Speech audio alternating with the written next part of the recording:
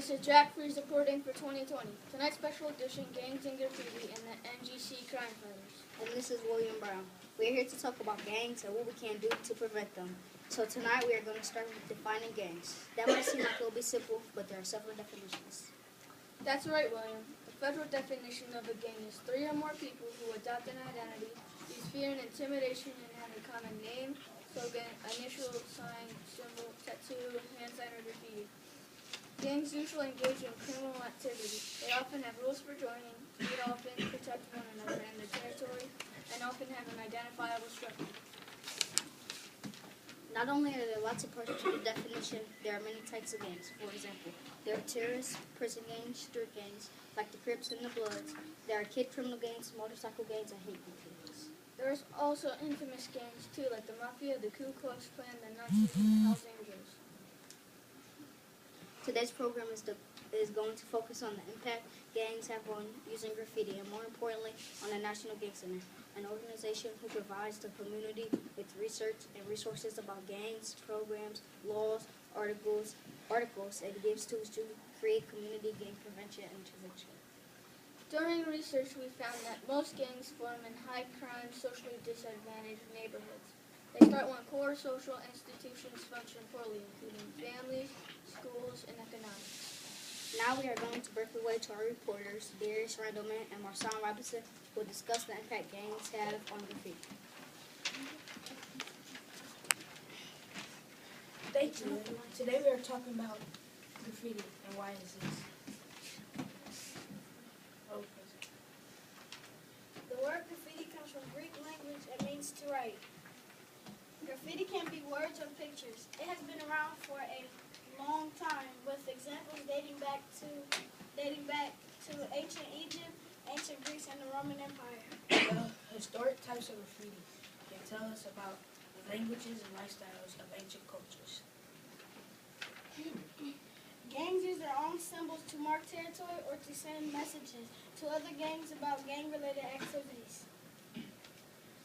Here are some well-known gang graffiti symbols. Here we see the symbols for the Bloods, the Crips, They're nationwide. and the Latin Kings.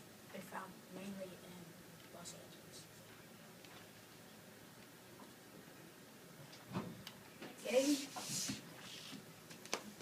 Some graffiti can be very emotional. It may tell about a gang member who was killed by conflict with the police or another gang. Graffiti shops are stores that sell products related to graffiti. Paint, markers, inks, magazines, books, videos, and clothing. The first graffiti shop opened in Russia in 1992.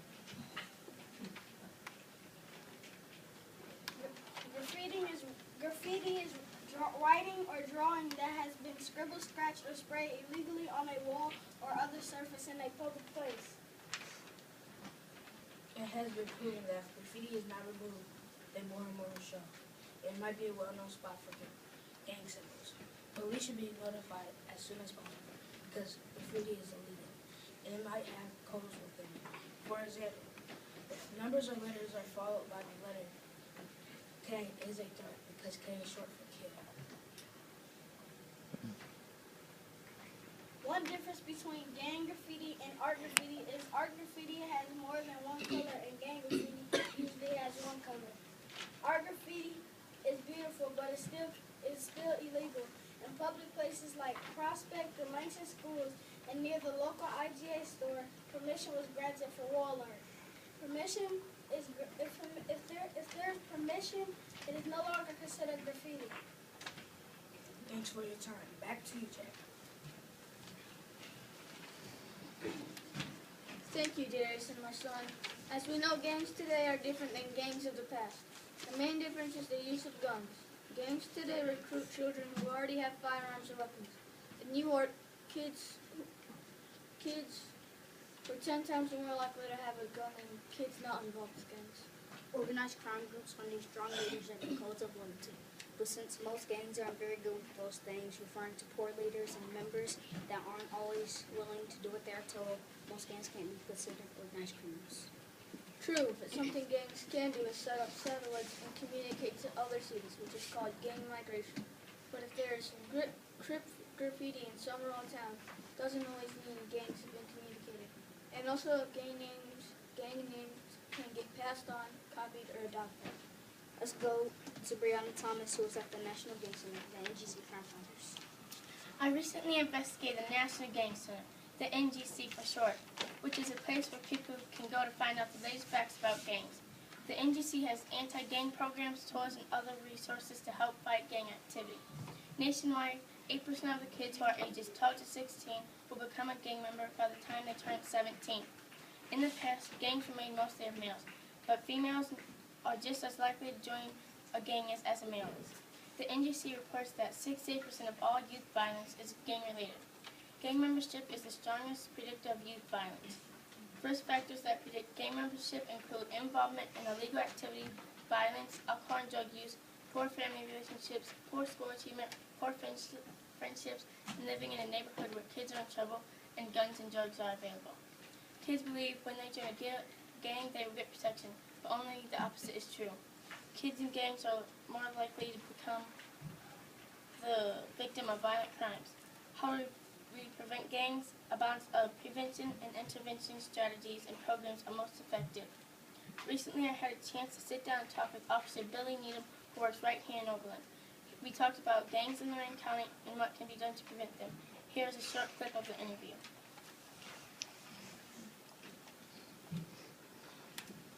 Why do you think people join gangs? A lot of people join gangs for protection. If they're getting bullied, harassed, they join the gang for the protection. Some people join the gang because they don't come from a good family, so they consider the gang their family.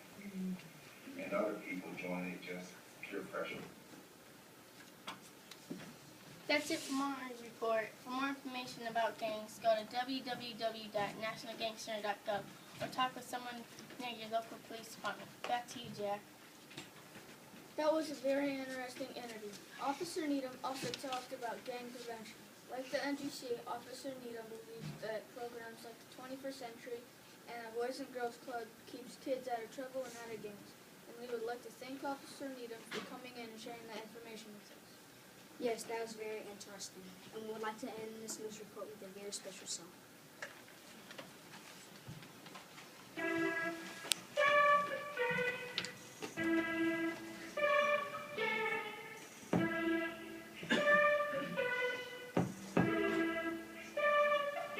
Just go to NDC. It's the place you wanna be. We can stop the gang with the whole family. Just be an inspiration and encourage others not to be in gangs, 'cause gangs are lame.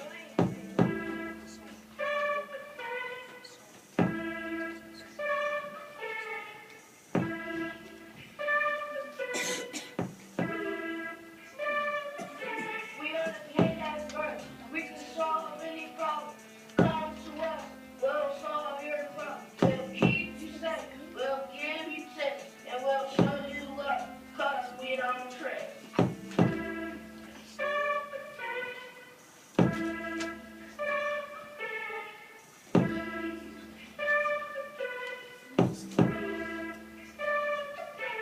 Spend quality time with the children to keep them out of trouble.